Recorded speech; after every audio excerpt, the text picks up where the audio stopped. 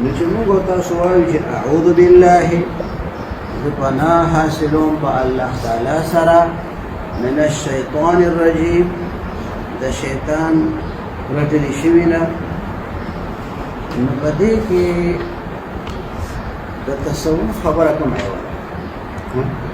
تصوف په دې کې دا دی چې د الله جل شانه طرف ته متوجه کېدل دي د ما سوى الله.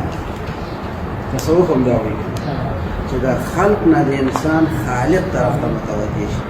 نو چې مونږ کله وایو اعوذ بالله من الشیطان الرجیم نو مونږ خپل دنیاوي علایق چې کوو د هغې نه مو ځان د رایستو هغه یو کوشش را شروع کړو او خپله توجه مو چا طرف ته کړه؟ الله تعالی طرف ته.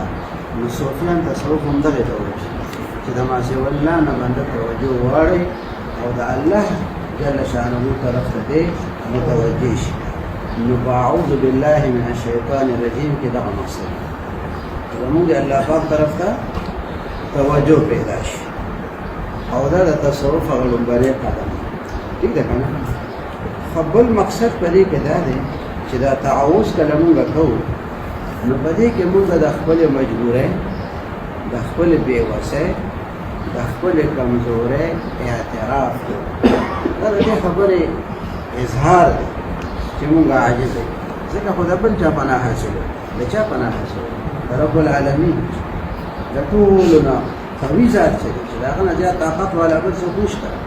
نو مونږ د هغه نه مدد غواړو. د هغه پناهۍ کې ځان راولو د شیطان په مقابله کې. نو چې کله مونږ دغه وایو اعوذ بالله من الشیطان الرجیم په دې مطلب دی چې مونږ د خپل عجز څه کوو؟ اظهار کوو.